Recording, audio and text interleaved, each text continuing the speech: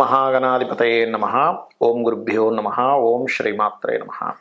పరమేశ్వర స్వరూపమైనటువంటి జ్యోతిష వాస్తు మరియు ఇతర అనేకమైనటువంటి శాస్త్రములను మనకు అందించినటువంటి మహర్షులకి నమస్కారం. హయగ్రీవ హయగ్రీవ హయగ్రీవేతి యో వదేత్తస్య నిస్సరతే వాణి జన్మకన్యా ప్రవాహవత్. అరుణాం కరుణాతరంగితాక్షీం ధృతపాశాంకుశపుష్పబాణచాపాం అనిమాదిభిరావృతాం మయూకైః అహమిత్యేవ విభావయే భవానీం. శ్రీమాత్రే నమః. ప్రేక్షకులకి ఆ లలితాంబిక అమ్మవారి యొక్క అనుగ్రహం పరిపూర్ణంగా కలగాలని మనస్ఫూర్తి కోరుకుంటూ మనం ఈరోజు చెప్పుకోబోయే టాపిక్ ఏమిటి అంటే, ముఖ్యంగా రాహుగ్రహం. రాహు సర్పగ్రహంగా చెప్తూ ఉంటారు, రాహుకేతువులు ఇద్దరిని కూడా. అందులో ముఖ్యంగా ఈరోజు మనం చెప్పుకునే దాంట్లో రాహువు ప్రతి లగ్నానికి, అదేవిధంగా లగ్నం తెలియని వారి రాశి వారికి ఎక్కడెక్కడ ఉంటాయి, ఎటువంటి ఫలితాలు ఉంటాయి, అందులోని మంచి ఫలితాలు ఎలాంటివి ఉంటాయి, ఇబ్బందికరమైన ఫలితాలు వచ్చినప్పుడు ఎటువంటి పరిహార మార్గం చేసుకోవాలి అనేటువంటి విషయాన్ని ఇప్పుడు మనం తెలుసుకుందాం. అయితే ఈ విషయాలు చెప్తుంది నేనైనప్పటికీ కూడా చెప్పేసిన సాక్షాత్ లలిత అమ్మవారిగా భావిస్తూ ఒక్కొక్క లగ్నము గురించి మనం తెలుసుకుందాం. వృశ్చిక లగ్నము, వృశ్చిక రాశి. వృశ్చికం వారికి వృశ్చిక లగ్నము, వృశ్చిక రాశి. వృశ్చికం వారికి కనుక చూసుకున్నట్లయితే ముఖ్యంగా రాహు లగ్నంలో ఉంటే దీన్ని సర్పదోషం కింద చెప్తారు. కాబట్టి పర్టికులర్గా మీరు లగ్న రాహు ఉండేటువంటి వారు నాగ ప్రతిష్ఠ చేసుకోవడం మంచిది. అది వృశ్చికం కానివ్వండి, మేషలగ్నం కానివ్వండి, అక్కడ రాహు ఉన్నటువంటి వారు, కర్కాటకం కానివ్వండి, సింహం కానివ్వండి, ధనుర్మీన లగ్నాల్లో రాహు ఉన్నవారు. అలాగే మరొక విషయం ఏంటంటే, ఇక్కడ ఈ లగ్నరాహు ఉండేటువంటి వారు ముఖ్యంగా అష్టమాధిపతి కూడా పాడైనట్లయితే వాహనాల మీద చాలా జాగ్రత్తగా ఉండడము, మరియు అదేవిధంగా రీసెర్చెస్ చేసేటప్పుడు కాస్త చూసుకొని రీసెర్చెస్ చేయాలి. రెండవ స్థానంలో రాహు ఉన్నప్పుడు పెద్ద మొత్తంలో ఏదైనా మీరు మనీ ట్రాన్సాక్షన్స్ చేసేటప్పుడు కాస్త జాగ్రత్తగా ఉండండి. 3 రాహు కాస్త ఉద్యోగ ప్రయత్నాలు ఇక్కడ కంపెనీస్ కాకుండా బయట కంపెనీస్వే ఎక్కువగా మీకు సక్సెస్ అవుతూ ఉంటాయి. 4 రాహు పర్టికులర్గా ఏంటంటే, ఇక్కడ చూసుకున్నట్లయితే ఈ రాహు 4వ స్థానంలో ఉన్నప్పుడు ఇక్కడ ఇచ్చేటువంటి రిజల్ట్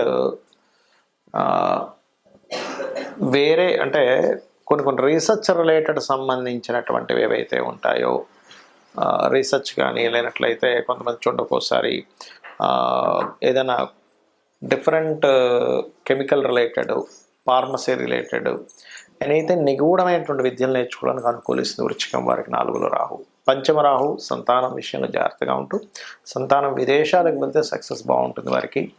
6లో ఉండేటువంటి రాహు కాస్త అప్పుల ద్వారా శత్రుత్వాలు ఎక్కువగా జరుగుతుంటాయి, కనబడని శత్రువులు ఎక్కువగా ఉంటుంటారు 6లో ఉండే రాహు వాళ్ళకు కూడా. అందులో ముఖ్యంగా మిథున లగ్నం వారికి కూడా 6లో రాహు ఉంటే కనబడని శత్రువులు ఉంటారు. అదేవిధంగా సప్తమ రాహు మాత్రం ఇక్కడ చూసుకున్నట్లయితే కాస్త వివాహం తర్వాత నుంచి వీళ్ళ లైఫ్ అనేటువంటిది ఒక మంచి స్థితికి వెళ్ళడం జరుగుతూ ఉంటుంది. అష్టమ రాహు పర్టికులర్గా ఇక్కడ ఆల్ ఆఫ్ సడన్గా మీకు కలిసి రావడం జరుగుతుంది. అష్టమ రాహు ఉన్నప్పుడు, భాగ్యస్థానంలో రాహు ఉన్నప్పుడు మాత్రం తండ్రి మోసపోవడం జరుగుతూ ఉంటుంది. పెద్ద మొత్తంలో మీద ఏదైనా ట్రాన్సాక్షన్స్ చేసినప్పుడు కూడా మోసపోవడం జరుగుతూ ఉంటుంది. దశమ రాహు విదేశాల్లో గవర్నమెంట్ ఉద్యోగ యోగాలు ఇస్తుంది, కాకపోతే ఇక్కడ కొంచెం గవర్నమెంట్ ఉద్యోగ సంబంధించిన విషయంలో కొంత స్ట్రెస్ ఉంటుంది. 11లో ఉండేటువంటి రాహు వ్యాపారాల్లో కలిసి రావడం, 12లో ఉండేటువంటి రాహు పర్టికులర్గా విదేశాలకు వెళ్ళడం ద్వారా కలిసి రావడం, ఒకే దేశంలో ఉండకుండా రకరకాల ప్రాంతాలు తిరగడం అనేటువంటిది ఇస్తుంది. ఇక మీరు చేయవలసినటువంటి దేవతారాధన ముఖ్యంగా దక్షిణామూర్తి ఆరాధన చేసుకుంటే, రాహు స్థితి కనుక బాగోనట్లయితే రాహుకేతువుల దగ్గర దీపారాధన చేస్తూ దుర్గా ఆరాధన చేయండి. ఇక్కడ రాహువు కేతువు ఛాయాగ్రహాలుగా చెప్పబడింది శాస్త్రంలో. అయితే ఈ ఛాయాగ్రహాలు ముఖ్యంగా జన్మజాతకంలో ఎక్కడైనా స్థితి పొందాయి అంటే, మనం ఫస్ట్ ఆఫ్ ఆల్ మనం అర్థం చేసుకోవాల్సింది ఏంటంటే, మీ లగ్నం నుంచి శుభత్వంగా ఉండేటువంటి ప్లేస్లో మిత్రక్షేత్రంలో ఉందా, శత్రుక్షేత్రంలో ఉందా అనేది ఫస్ట్ చూసుకోండి. అంతేగాని రాహు ఎక్కడుంటే అక్కడ ఖచ్చితంగా పాప ఫలితాలు ఇవ్వాలని రూల్ లేదు, కేతు ఎక్కడుంటే అక్కడ పాప ఫలితాలు ఇవ్వాలని రూల్ లేదు. ఇందులో మరొక విషయం ఏంటంటే, చాలామందికి కాలసర్పదోషం అనేది ఎక్కువగా చూసుకుంటూ ఉంటారు. ఒకటే గుర్తుపెట్టుకోండి, కాలసర్పదోషం అనేటువంటిది కాలానికి సంబంధించింది. అంటే ఈ దేశంలో, ఈ ప్రాంతంలో ఇలాంటివి జరుగుతాయని చెప్పడానికి మాత్రం దేశకాల సంబంధించిన వాటిని, ఆ దేశానికి ఏ లగ్నం అవుతుంది, ఏ రాశి అవుతుందో చూసుకొని, ఈ దేశంలో ఇక్కడ సునామీలు వస్తాయనో, లేకపోతే భూకంపాలు వస్తాయనో, కరువు కాటకాలు ఉంటాయనో, గొడవలు జరుగుతాయనో ఇట్లాంటివి చెప్పడానికి చెప్పారు. కానీ జన్మజాతకానికి కాలసర్పదోషం అప్లై చేయమని ఎక్కడ చెప్పలేదు. సర్పదోషాన్ని మాత్రం అప్లై చేయమని చెప్పారు. అది పర్టికులర్గా మీకు మేష, వృశ్చిక, అదేవిధంగా కర్కాటక, సింహ ఈ రాసుల్లో ఉన్నప్పుడు ఎక్కువగా సర్పదోషం ఎక్కువగా పనిచేస్తూ ఉంటుంది. అది ముఖ్యంగా గుర్తుపెట్టుకోండి. ఎవరికైనా సర్పదోషం ఉంది, ఇప్పుడు మనం ఇప్పటివరకు కొన్ని లగ్నాల గురించి చెప్పుకుంటూ వచ్చాం, ఈ లగ్నం వాళ్ళకైతే ఇది ఈ ప్లేస్లో ఉంటే ఇది అని. కానీ లగ్నము, నక్షత్రము, రాశి ఏమీ తెలియదు. అప్పుడు ఏం చేయాలి అంటే సింపుల్గా మీకు సర్పదోషం ఉంది లేదు అనేటువంటిది సిమ్టమ్స్ ఏమిటి అంటే, ఒకటి విపరీతమైన కోపం వస్తూ ఉంటుంది, చిన్న చిన్న విషయాలకు కోపం రావడం జరుగుతూ ఉంటుంది.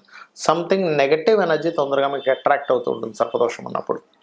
అదేవిధంగా స్త్రీలకైతే మిస్క్యారేజ్ అవ్వడము, విదేశాలకి వెళ్ళాలి అనేటువంటి ఒక సంకల్పం తీసుకొని అక్కడికి వెళ్ళిన తర్వాత అక్కడ ఇబ్బంది పడ్డము, లేనట్లయితే ఇక్కడి నుంచి వెళ్ళేటువంటి ప్రయత్నం చాలా మట్టుకు మీరు ఎన్నిసార్లు ప్రయత్నం చేస్తున్నా ఫెయిల్ అవుతూ ఉండడము. అదేవిధంగా అదే సర్పదోషం కనుక కొన్ని అంటే మీకు మనకి ఇప్పుడు జాతక చక్రం లేదని మాట్లాడుకుంటున్నాం కాబట్టి సప్తమ స్థానం మీద పడితే కనుక ఒక్కొక్కసారి వారికి వివాహ జీవితంలోనే ఇబ్బందులు కలగడం లాంటివి జరుగుతూ ఉంటాయి. కాబట్టి మీరు దీనికి ఏం చేయాలంటే చాలా సింపుల్గా, ఎవరికైనా సరే జాతకం తెలిసినా తెలియకపోయినా సర్పదోషం ఉందంటే దాని నివారణ మార్గం ఒకటి కాళహస్తికి వెళ్ళడం, ఆ ఈశ్వరానుగ్రహం రాహుకేతువులు పూజతో పాటు ముఖ్యంగా అక్కడ ఈశ్వరానుగ్రహం కలగడం వల్ల కాళహస్తికి వెళ్ళిన వాళ్ళకి శుభం కలుగుతుంది, గుర్తుపెట్టుకోండి. రెండవది నవగ్రహాలలో ఛాయాగ్రహాలైనటువంటి రాహుకేతు గ్రహాల దగ్గర దీపారాధన చేయడము. మీకు దగ్గరలో రావి చెట్టు ఉన్నట్లయితే రావి చెట్టు కిందని మనకి సర్ప ప్రతిష్ఠ చేసి ఉంటాయి కొన్ని, అక్కడికి వెళ్ళి చక్కగా ఒక చెంబు నీళ్ళల్లో పసుపు, కుంకుమ, గంధం వేసి కలిపి వాటి చుట్టూ ప్రదక్షిణాలు 3 కావచ్చు, లేనట్లయితే 11 కావచ్చు, 21 కావచ్చు, 41 కావచ్చు ప్రదక్షిణాలు చేసి వాటి మీద ఆ సర్పముల మీద వేయడము. అదేవిధంగా సర్ప సూక్త పారాయణము వినడం కానీ చేయడం కానీ చేయాలి. మరియు దీంతోపాటు ముఖ్యంగా మీరు చేయవలసినటువంటిది రాహువుకి అధిష్టాన దేవత అయినటువంటి దుర్గాదేవి యొక్క ఆరాధన, కేతువుకి అధిష్టాన దేవత అయినటువంటి గణపతి యొక్క ఆరాధన చేయాలి. అయితే ఇక్కడ ఎవరికైనా పర్టికులర్గా ఈ రాహుకేతువుల యొక్క ప్రభావం మరింత ఎక్కువగా ఉందండి, ఏం చేయాలి అని అనుకుంటే కనుక సింపుల్గా ఏం లేదు, మీరు కనీసం 6 నెలలకు ఒక్కసారైనా సరే కాళహస్తికి వెళ్ళి వస్తూ ఉండండి. ఈశ్వరానుగ్రహం ద్వారా కూడా దాని ప్రభావం పూర్తిగా తగ్గుతుంది. మరొకటి ఏంటంటే, ఈ రాహుకేతువులు గోచారంలో సంచరించేటప్పుడు కూడా మీ లగ్నం నుంచి ఎన్నో స్థానంలో సంచరిస్తున్నాడో చూసుకోవాలి. అందులో ప్రధానంగా ధనస్థానంలోకి వచ్చినప్పుడు కొంచెం ఫైనాన్స్ విషయంలో జాగ్రత్తగా ఉండడము, 3వ స్థానంలోకి వచ్చినప్పుడు అగ్రిమెంట్స్ విషయంలో జాగ్రత్తగా ఉండడము, 4వ స్థానంలోకి వచ్చినప్పుడు పర్టికులర్గా మీరు ఏదైతే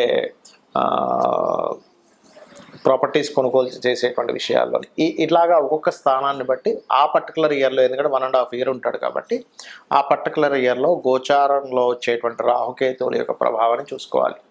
అంటే కేతు కనుక అలా వచ్చినప్పుడు ఒకరికి రాహు కనుక వచ్చాడు 4th హౌస్లో, 2nd హౌస్లో, అలాంటప్పుడు అక్కడ అది కొంచెం ఆ యొక్క విషయాల్లో ఆశను పెంచడము ఇట్లాంటివి ఇస్తూ ఉంటుంది. బట్ ఏదేమైనప్పటికీ కూడా మీ పర్సనల్ చార్ట్లో ఉండేటువంటి కాంబినేషన్స్ని, గోచారంలో ఉండేటువంటి గ్రహాలని మిళితం చేసుకొని చూసుకోవాలి. ఇక ఈ యొక్క రెమెడీ చేసుకుంటూ గోశాలకు వెళ్ళి ఏదైనా చేయాలి అనుకుంటే గోవులకి బెల్లంతో కూడినటువంటి 4 ఉండల్లా తయారు చేసి గోవుకు తినిపించండి, మరియు గ్రాసము తినిపించండి. రాహుకేతువుల దోషం అనేటువంటి పూర్తిగా తగ్గుతుంది.